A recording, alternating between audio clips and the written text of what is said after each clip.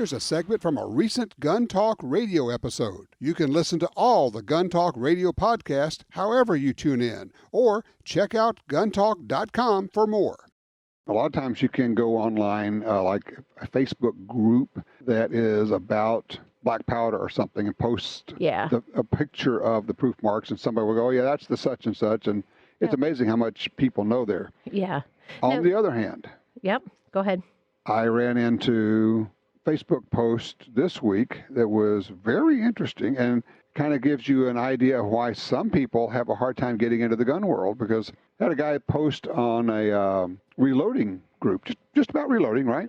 And he says, you know, I need some help coming up with loads. I've got these factory loads for 257 Weatherby, 117 grain bullet, and they're chronographing at almost 3,800 feet per second, which would be phenomenal. Way fast, right? Smoking. And what was interesting was how many people immediately jumped back and said, you're lying. And just said, well, that can't happen. That's not possible. You know, that's impossible. You know, blah, blah, blah, blah, but, you know, did this and that.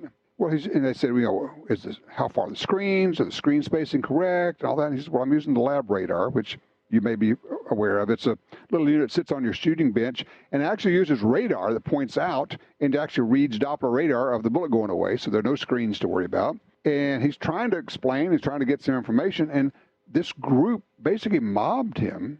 And finally I came on and said, well, okay, but I was at an elk camp, and the guide there loved his 257 Weatherby and killed elk with it and said it worked great. And I said, that's terrific. He said, yeah, and his kids had actually given it to him for a birthday, I think, the rifle. He said, the only problem is I really wish I could reload the cases. I think I've told this story before. And I said, what do you mean? He said, well, you know, the primers won't stay in the brass. I said, well, what? And I said, do you have any of the fired cases here? He said, oh, yeah.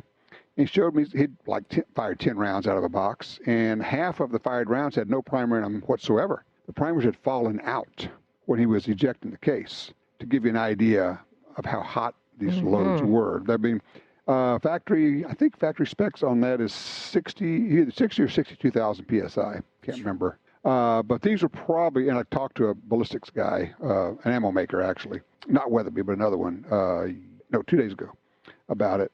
He said, yeah, he was probably pushing 85,000, maybe a little hotter PSI. To get those to have the primers come up, fall out. And I'm thinking, well, if he is running 25,000 PSI hotter, then it's entirely possible he was getting those kind of velocities. And that's not even a reload. That's a factory load. No, that's a factory load. Right. Now, to be fair, let me get Weatherby off the hook here.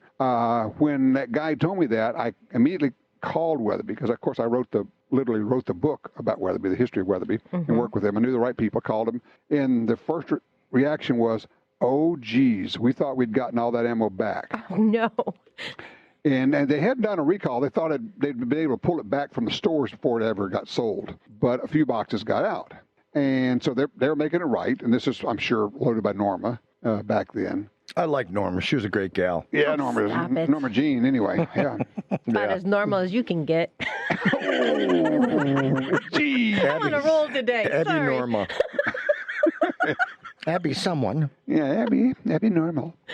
So anyway, my point to all of them was, look, just because you haven't done it, and just because you never heard of it, doesn't mean it didn't happen or couldn't happen. Right. And it was amazing how many of them came back and said, well, I won't believe it until he submits it to HP White Ballistic Labs. And I said, fine. You buy the ammo from him and you pay to have it tested, and I'm going to put my money down that it will probably do exactly what he said it would do. Yeah, you're right. I mean, we have such a family-knitted world. Why do we allow such things to happen behavior-wise? And these guys are such jackasses, trying to be the big dog. Well, I've been loading from blah, blah, blah, and I own every Weatherby that there is, and I know that can't happen. I said, well, no, what you're saying is it can't happen if you stay within the allowable pressure limits. I get that. I understand that. But if you go 25,000 PSI over pressure limits, then you can damn sure hit those kind of velocities. It's not safe. Nobody's saying it's safe. But don't be telling this guy he's not doing what he's already doing. It's just, and it's that kind of attitude that drives people away. And, you know, it's that old deal of, I love that line, says, why are bullies bullies? Because people let them get away with it. Mm-hmm. And, you know, they're going to shout somebody down until somebody stands up and says, stop it, or basically, literally or virtually, punches them back in the nose. Yeah, like the old days. It's like now you can't, you know, if somebody's bullying, we're just going to report them. Well, maybe what that guy should do is send him some of his ammo so it does punch him in the nose. I actually have asked. Yeah, that. Oh my God. And it works best if you hold the rifle very lightly. Yeah. Oh. I actually have asked him to send me a few rounds. Yeah.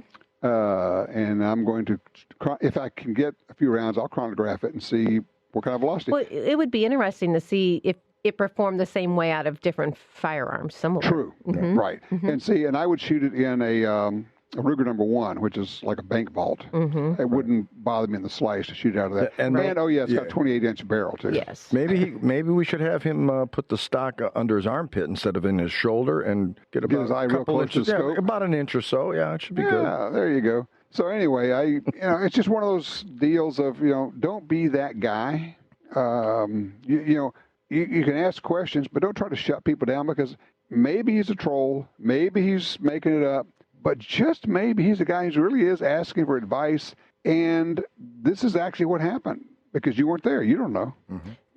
I don't know. It was just one of those things that just went, man, I can't believe you guys are jumping all over this new guy who just came into the group. Sometimes you can just let things go. Welcome to our group, jerk. Yeah.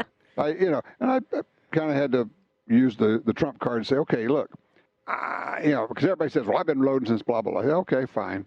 And I'm thinking, well, I literally wrote the book on Weatherby. I know the guy's there. I was the editor of Handloader magazine. I have. So you know something on this? I've written, but he can bluff like crazy. That's right. I've written and edited thousands and thousands of articles about guns and ammo and reloading. Mm-hmm.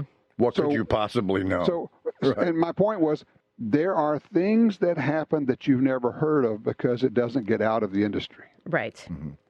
Just because you haven't heard of it doesn't mean it hasn't happened or doesn't exist. It's like, I've seen ammo that people would swear doesn't exist. How about ammo where the bullets curve in flight? Mm. Yes, that exist. People say, that's not possible. No, it's not. What, the bullet spiraled? No. The bullet, it's deformed. This is made to work this way. It's a military classified project. And wow. they actually do turn, you can curve them in flight. Wow. Yeah. As I went through the plant, they said, you never saw that. Okay. It's probably more than $1 a round, I'm guessing. You have them at the store, Michelle? I don't know, but you're paying for it. I'm just saying. Probably not.